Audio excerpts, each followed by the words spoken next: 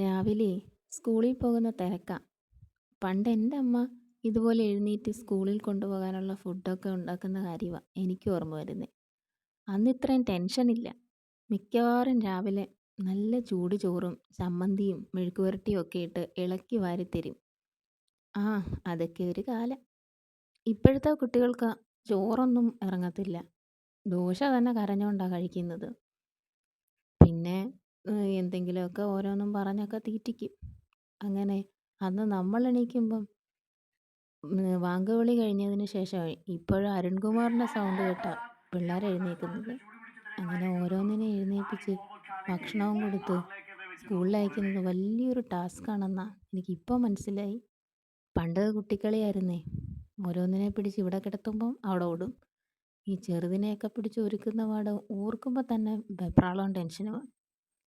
അങ്ങനെ നമ്മളൊക്കെ തന്നെത്താനെ ഒരു കണ്ണെഴുതി മുടി രണ്ടായിട്ട് പിന്നി കെട്ടി ഒരു പോക്കാം. ഇപ്പം അതൊന്നും പറ്റത്തില്ല. പിള്ളേർക്ക് അത് വേണം, മോയ്സ്ചറൈസർ വേണം, അത് വേണം.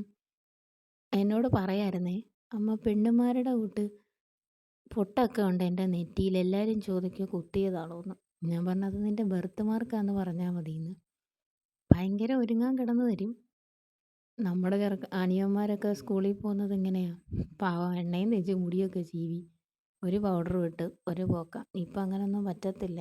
അമ്മ ഒരുങ്ങുന്ന പോലെയൊക്കെ ഒരുക്കണമെന്ന്. പിന്നെ ചുമ്മാ ഒന്ന് കാണിച്ചു കൊടുത്ത്.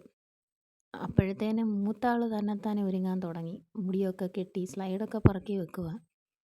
ഞാൻ ചോദിക്കും എന്തോ പരിപാടിയെന്ന്. അപ്പോൾ പറയാം ഞാനിന്ന് തന്നെയാണ് ഒരുങ്ങുന്നേ എന്ന് പറഞ്ഞിട്ട് അലമാരിയിലെല്ലാം വലിച്ചു വാരി ഇട്ടേക്കുമോ. തന്നെ ഒരുങ്ങിയതിൻ്റെ ലക്ഷണമാണ് കാണുന്നത്.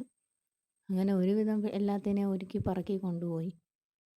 പണ്ട് വാനിൻ്റെ സൗണ്ട് കേൾക്കുമ്പോഴേ ഇറങ്ങി ഓടും. ഇപ്പം എല്ലാം കൃത്യമായിട്ട് ചെയ്ത് നീറ്റ്നെസ് വേണം. പിള്ളേർക്ക് എല്ലാ കാര്യത്തിനും നീറ്റ്നെസ്സാണ്. അങ്ങനെ എല്ലാം ചെയ്ത് ഒരുവിധം ഒരുക്കി പറക്കി. ഫുഡ് കഴിപ്പൊക്കെ കണക്കാണ് കേട്ടോ.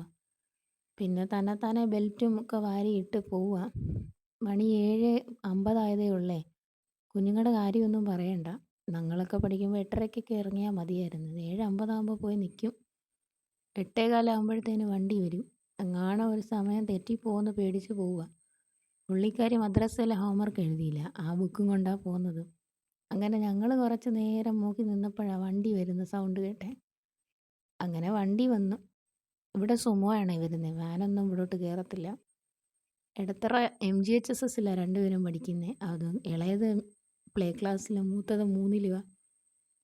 അങ്ങനെ വണ്ടി കൊണ്ടുവിടാൻ പോവുക. പോയി പോകുന്നത് വരെ ഭയങ്കര ബഹളമായിരിക്കും. പോയി കഴിയുമ്പോഴാണ് ആലോചിക്കുന്നത്, പിന്നെ ഞാൻ ഒറ്റയ്ക്കാണല്ലോ, എന്തൊരു വിഷമം. സാരമില്ല, എപ്പോഴും അമ്മമാരുടെ അടുത്തിരുന്ന് വളരാൻ പറ്റത്തില്ലല്ലോ. നമ്മളുമൊക്കെ അങ്ങനെ തന്നെയല്ലേ വളർന്നേ. അങ്ങനെ കയറ്റി വിട്ടു. ടാറ്റായും കൊടുത്തില്ലെങ്കിൽ പിന്നെ പരാതിയാണ്. പിന്നെ ടാറ്റായും കൊടുത്ത് വിട്ടു.